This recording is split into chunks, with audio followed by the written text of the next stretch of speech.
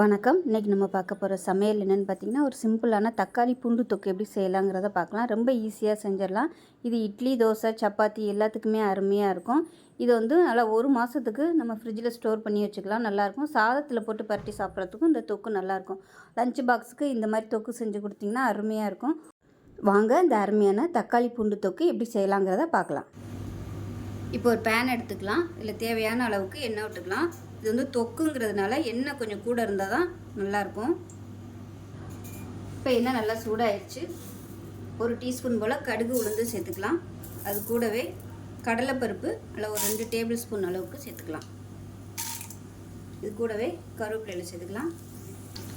ஒரே ஒரு பச்சை மிளகாய் பொடியாக கட் பண்ணதை சேர்த்துக்கலாம். இது கூடவே பெருங்காயம் சேர்த்துக்கலாம்.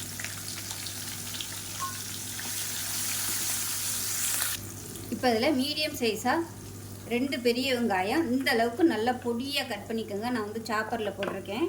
இதை சேர்த்துக்கலாம். இந்த தொக்குக்கு வெங்காயம் பொடியாக இருந்துச்சுன்னா தான் நல்லாயிருக்கும். இது கூடவே நல்லா ஒரு 10லேருந்து 15 பூண்டுகள் நல்லா பொடியாக கட் பண்ணியிருக்கேன். அதையும் சேர்த்துக்கலாம். இது பெருசாக போடுறத விட இந்த மாதிரி பொடியாக கட் பண்ணிங்கன்னா தான் டேஸ்ட்டு நல்லாயிருக்கும். இந்த வெங்காயம் நல்லா வதங்கி வரட்டும்.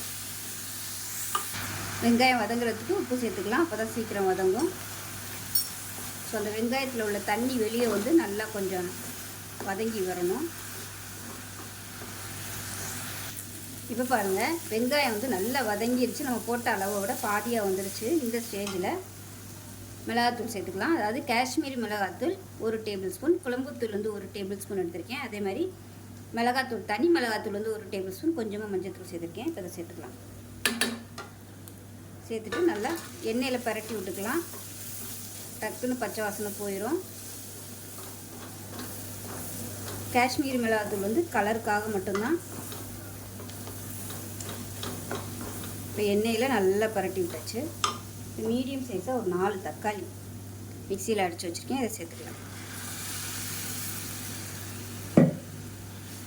நல்லா கலந்து விட்டுட்டு பச்சை வாசனை போக கொதிக்க விடணும். நல்லா அப்படியே சுருண்டு தொக்கு மாதிரி வரணும். எண்ணெயெல்லாம் பிரிஞ்சு நம்ம ஊற்றின எண்ணெய் அப்படியே வெளியே வரணும். அந்த அளவுக்கு அப்பப்போ கிளறி விட்டுக்கலாம். உப்பு இப்போ போட வேணாம். நல்லா வற்றினதுக்கப்புறமா உப்பு சேர்த்துக்கலாம். வெங்காயம் வதக்கையில் உப்பு சேர்த்துருக்கோம், அது போதும். வற்றி வந்ததுக்கப்புறமா பத்தலைன்னா சேர்த்துக்கலாம்.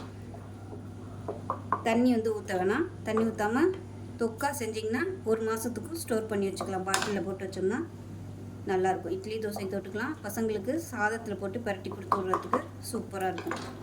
இப்போ பாருங்கள், கொதிக்க ஆரம்பிக்குது. இந்த ஸ்டேஜில் அடுப்பு நல்லா குறைச்சி வச்சுருங்க. குறைச்சி வச்சுட்டு ஒரு மூடியை போட்டிங்கன்னா நல்லா அது பாட்டு கொதிச்சிட்டே இருக்கும். இப்போ எப்படி இருக்குன்னு பார்க்கலாம். இப்போ பாருங்கள், ஓரளவுக்கு கொஞ்சம் அப்படியே கெட்டியாக வந்திருக்கு. இன்னுமே நல்லா சுருண்டு வரணும். அந்தளவுக்கு நல்லா வதக்கிக்கலாம். அப்பப்போ கிளறி விட்டுக்கோங்க, அடி பிடிக்காமல் இருக்கிறதுக்கு. அதுக்காக தான் சொன்னேன், எண்ணெய் கொஞ்சம் கூடுதலாக விட்டால் தான் அடி பிடிக்காது.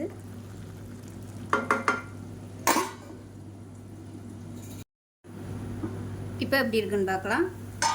இப்போ பாருங்கள், நல்லா அப்படியே வத்திச்சு பாருங்க. இன்னுமே நல்லா சுருண்டு வரணும்.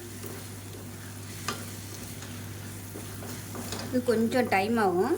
கிட்டத்தட்ட ஒரு 1/2 மணி நேரமாவது எடுக்கும் இது தொக்கு வர்றதுக்கு. சிம்மிலே விட்டு நல்லா கிளறி கொடுக்கணும். இன்னும் கொஞ்சம் நேரம் வத்தட்டும். இப்போ எப்படி இருக்குன்னு பார்க்கலாம். இப்போ பாருங்கள், பார்க்கையிலே உங்களுக்கு நல்லா தெரியும். நல்லா சுருண்டு சூப்பராக வந்துடுச்சு. இப்போ இந்த ஸ்டேஜில் உப்பு கம்மியாக இருந்துச்சுன்னா உப்பு சேர்த்துக்கலாம். 1/4 டேபிள் ஸ்பூன் உப்பு சேர்த்துருக்கேன். நீங்கள் டேஸ்ட் பண்ணி பார்த்துக்கிட்டு எவ்வளோ தேவையோ அதுக்கு தகுந்த மாதிரி சேர்த்துக்கங்க. அவ்வளோதான், அருமையான தக்காளி தொக்கு ரெடி ஆயிடுச்சு. இது சாதத்தில் போட்டு பரட்டி சாப்பிட்றதுக்கு சூப்பராக இருக்கும்.